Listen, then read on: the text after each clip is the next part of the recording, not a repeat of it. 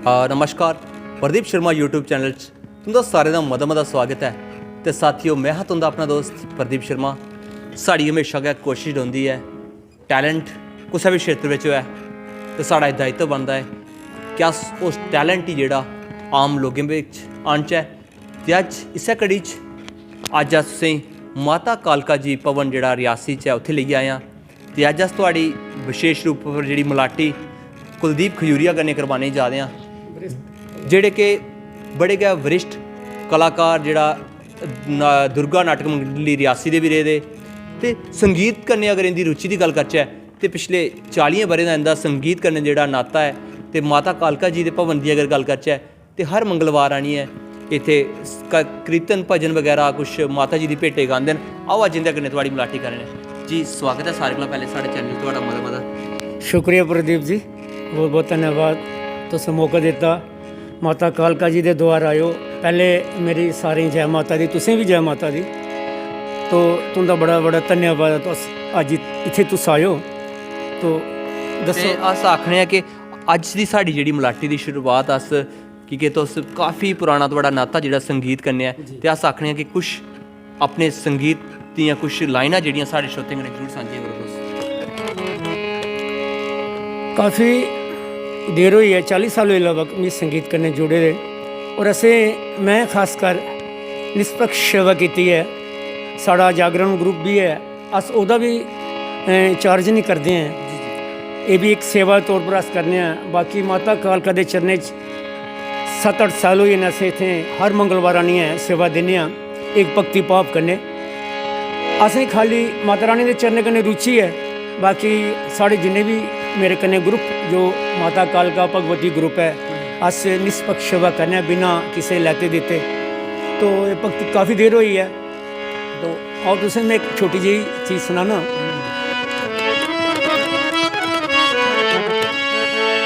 क्योंकि मेरी ज़िंदगी जेह्ड़ी माता रानी ने सवारी दी है। माँ वैष्णो मेरे ईस्टर्न माँ दुर्गा। तो कालका माता के चरणें भी अस आने 7-8 साल हुए। और मैं माता रानी की तरफा एक तुसें चीज़ सुनाने लगा। जी जी हाँ जी। मेरी जिंदगी सवर जाए, मेरी जिंदगी सवर जाए, अगर तुम मिलने आ जाओ। मेरी जिंदगी सवर जाए, अगर तुम माँ मिलने आ जाओ। तमन्ना फिर मचल जाए, तमन्ना फिर मचल जाए, अगर माँ मिलने आ जाओ।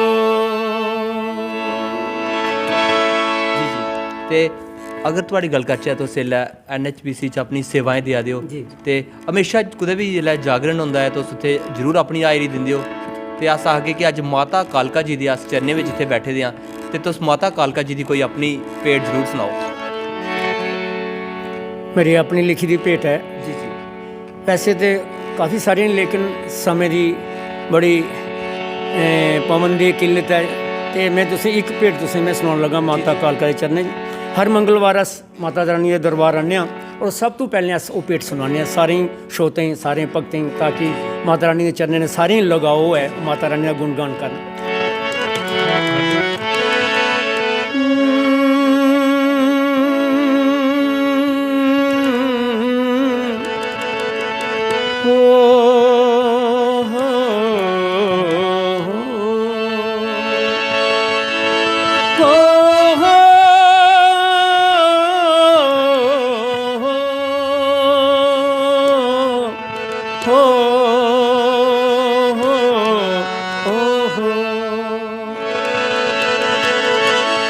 जय जय माई कालका, ओ जीवे तेरा बालका। जय जय माई कालका, माँ जीवे तेरा बालका। ओ रियासी वाली कालका, जीवे तेरा बालका। रियासी वाली कालका, ओ जीवे तेरा बालका। जय जय माई कालिका हे रासी वाली कालिका हे जय जय माई कालिका रासी वाली कालिका।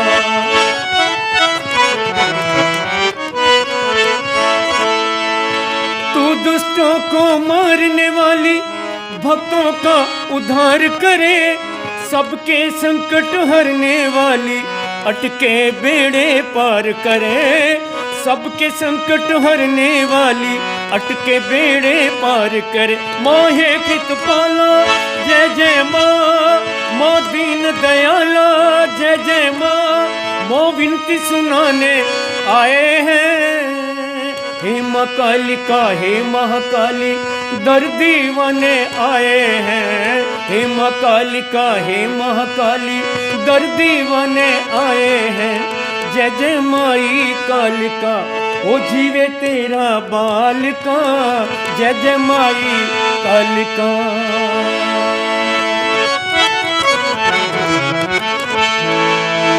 ओ चल भगता महाकाली दे दुआरे ते मुरादां मिलदियां ने।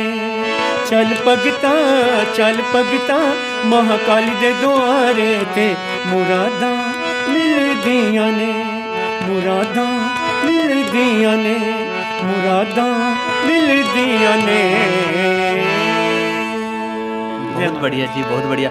ते अस ये भी तुसें जरूर पुछगे कि तुहाड़ा जेह्ड़ा सफ़र है 40 साल का सफ़र है, तुसें अपना जेह्ड़ी साढ़ी दुर्गा नाटक मंडली है ओह्दे च भी तुहाड़ा बड़ा महत्वपूर्ण योगदान रेहा। ते एह्दी शुरुआत कुत्थों होई? तुसें जेह्ड़ा तुहाड़ा एह् सफ़र है जेह्ड़ा संगीत दा कि'यां शुरू होया है? प्रदीप जी सफ़र मेरा जेह्ड़ा मैं आखङ वो बड़ी एक महान हस्ती है जिंदा मैं नाम तुसें सुनान लगा। जी जी। स्वर्गीय जोगराज शीतल कि असें बचपन कोला गै उं'दे कन्नै बेही सिक्खेआ। जेह्ड़ा भी जिन्ना भी असें जो भी असें आंदा, जिन्ना भी साढ़े कोल इसलै गुण है थोड़ा बहुता, ज़्यादा नहीं मैं आखूं, थोड़ा बहुता जो भी गुण है असें उं'दे कन्नै उं'दे ग्रुप च बेही सिक्खेआ। पैह्लें अस जंदे हे, शौक हा सुनने दा, बड़ा शौक हा असें। उं'दे कोल जंदे हे, बौंह्दे हे, सुनना। आस्ता आस्ता उ'नें असें गाने दी थोड़ी थोड़ी जाच दस्सी। फिर बल्लें बल्लें कोशिश कीती, थोड़ा बहुता संगीत कन्नै रुचि होई ते फिर मैं कोशिश कीती हारमोनियम सीखने दी। ये भी बल्लें बल्लें आपें गै लगभग सिक्खेआ। मगर असें जो भी सिक्खेआ दुर्गा जेह्ड़ा साढ़ा नाटक अपना ग्रुप हा जागरण ग्रुप, स्वर्गीय जोगराज शीतल, स्वर्गीय पूरन जी डोगरा, उन्होंने कोला छोटे ब्रदर बेज जी डोगरा, ओली शाह जेह्ड़े बड़े फेमस न इस दुनिया पर, अज भी बहुत सारी दुनिया उ'नेंगी जानदी है। इंदा ग्रुप हा। अस इंदे कन्नै बेही बल्लें बल्लें सिखदे रेह् ते उंदा गै आशीर्वाद है अज जोगराज शीतल इस दुनिया पर नहीं हैन। लेकिन मैं फिर ये आखूँ असें मैं जिन्ना भी सिक्खेआ, जो भी इस दुनिया पर नहीं आंदा, जो कुछ सब उंदी बदौलत है। परमात्मा उन्हें स्वर्ग विच वास दिया, उन्हें शांति दिया। जो भी सिक्खेआ बस उंदी बदौलत सिक्खेआ। तुसें रामलीला दी अगर गल करचै, तुसें लक्ष्मण दा किरदार भी मते साल निभाया ते रामलीला कन्नै भी तुहाड़ा काफ़ी लगाव रेहा। उत्थे एज ए म्यूजिक डायरैक्टर भी तुस रेह्। बिल्कुल। ते अस चाह्न्ने आं कि कुछ ओह्दा भी कोई अपना एक कोई यादगार कुछ पल साढ़े कन्नै जरूर सांझा करो। ओह्दी यादगार है, वैसे तो मैं दुर्गा नाटक मंडली भी लगभग इन्नी होई 38-40 साल होई लगभग, और मैं छोटे छोटे रोल भी बहुत ज़्यादा कीते न।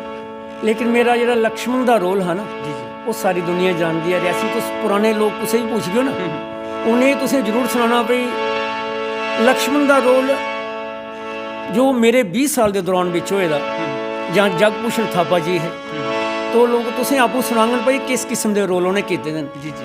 तो मेरी यादगार ये है कि मैं एक बारी लक्ष्मण दा रोल करा दा हा, सीन लगे दा, दरबार सज्जे दा हा, लक्ष्मण परशुराम संवाद होआ दा हा, ओह्दे च साढ़ा सीन चला दा हा। जी जी। एक जेह्ड़ी मेरे कोल एक तलवार ही, मैं ओह्दे एक्शन भी करा दा हा।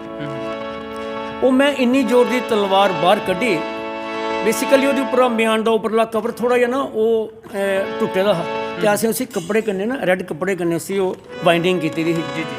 तो जियां मैं तलवार बाहर कड्ढी, जोश विच मैं तलवार अंदर पाई, ओह् तलवार दी नोक बाहर गई और मेरी एह् 2 अंगलियां कट्टियां हियां। जी जी। इत्थे मैं कोई 3-4 स्टिच लगे उसलै। जी जी। तो मिगी कोई पता नहीं लगा।